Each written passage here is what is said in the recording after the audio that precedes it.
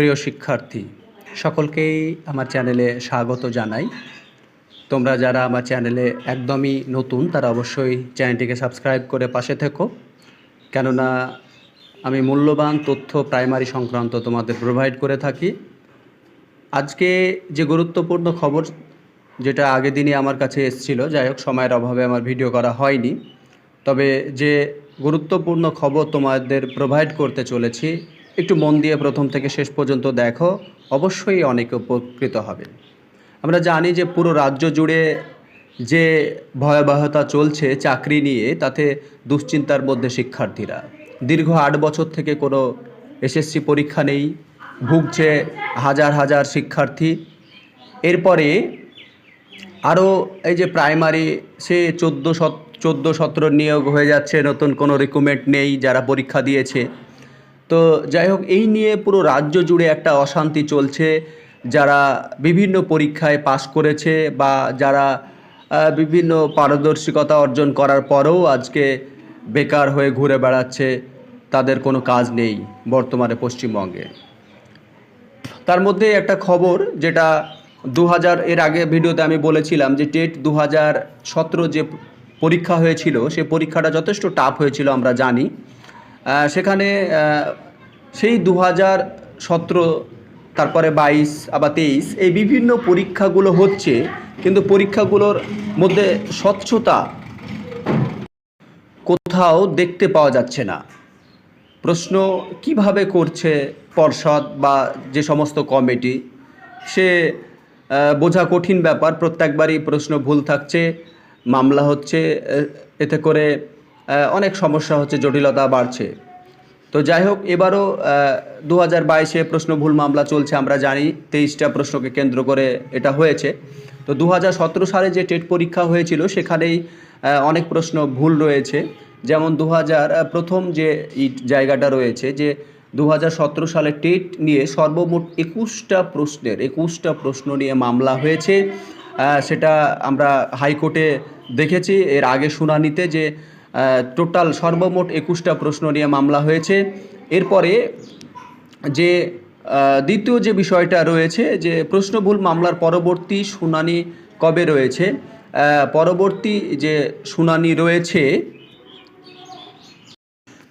11ই June পরবর্তী শুনানি রয়েছে। এই 2017 সালে যে প্রশ্ন ভুল মামলা রয়েছে, তোমরা যারা ভাবছো যে আমি পাস করতে পারি, তারা অবশ্যই আরটিআই করে তোমরা কত পেয়েছো সেই নাম্বারটা জেনে আমার মনে হয় যে এই কেসের সঙ্গে যুক্ত হওয়া একান্তই দরকার।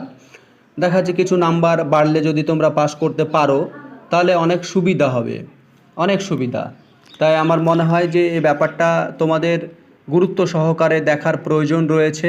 তাই অবশ্যই এই বিষয়টায় একটু মাথা নাড়াও। যারা 2017 সালে টেট পরীক্ষা দিয়েছো অথচ পাশ করতে পারোনি কিছু নাম্বারের জন্য মনে হচ্ছে এরকম, তারা অবশ্যই কেসের সঙ্গে যুক্ত হয়ে যাও বা পিটিশনার হয়ে যাও। তারপরে যে এর আগে শুনানি ছিল, সেই শুনানি থেকে যে গুরুত্বপূর্ণ খবর বেরিয়ে এসছে আমরা 3 নাম্বার পয়েন্টে দেখব, যে এই যে 21টা প্রশ্ন রয়েছে, সেই 21টা প্রশ্নর মানে সমস্ত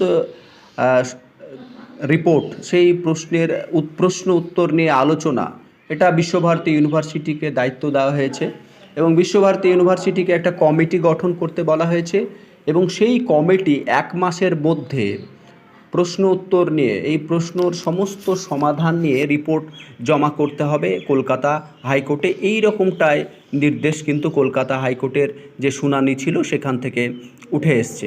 তাহলে আমরা বুঝতেই পারছি যে 21টা প্রশ্ন নিয়ে এই মামলা হয়েছে। এই মামলাতে দায়িত্ব পড়েছে বিশ্বভারতী ইউনিভার্সিটির ওপর। এখন দেখা যাক পরবর্তী যে শুনানি রয়েছে 11ই জুন, সেই শুনানির মধ্যে দিয়ে বিশ্বভারতী ইউনিভার্সিটি কী ধরনের রিপোর্ট জমা করছে, তার প্রত্যুত্তরে আমাদের কলকাতা হাইকোর্টের কী রিপোর্ট আসছে, সেই ব্যাপারটা কিন্তু আমাদের সামনে আসবে। এবার যারা ভাবছেন যে কিভাবে কেসে যুক্ত হব, তারা অবশ্যই কমেন্ট করবেন। কমেন্টে আমি নাম্বার দিয়ে দেবো, সেই নাম্বারের সঙ্গে যোগাযোগ করে সমস্ত কথাবার্তা বলে সমস্ত কাজ নিজের দায়িত্ব করে নিতে হবে। তো আমার মনে হয় যে বসে না থেকে এই 2017 সালে প্রশ্ন ভুল মামলায় যারা এখনও যুক্ত হওনি বা এখনও দূরে রয়েছো, তারা অবশ্যই যুক্ত হয়ে যাও এবং সক্রিয়ভাবে ভূমিকা পালন করো, যাতে করে এই যে টেট 2017 প্রশ্ন ভুল মামলা রয়েছে সেখানে নাম্বার পেলে সুবিধা পেতে পারো। এখন সবার প্রশ্ন হবে যে নাম্বার সবাই পাবে কিনা বা পিটিশনাররা নাম্বার পাবে কিনা। এই ব্যাপারটা স্পষ্ট করে বলা কঠিন। আগেই বলেছি যে পিটিশনাররা অবশ্যই সুবিধা পাবে অন্যান্য সাধারণ শিক্ষার্থীর তুলনায়। তবে নাম্বার সবাই পেলে হয়তো কবে পাবে, কবে সবার জন্য হবে, এটা নিয়ে 2014 সালে এখনও সেই চলছে যে সবাইকে নাম্বার দিতে বলা হয়েছিল এবং তাদের নতুন করে রেজাল্ট প্রকাশ করা, সেটা এখনও হয়ে ওঠেনি।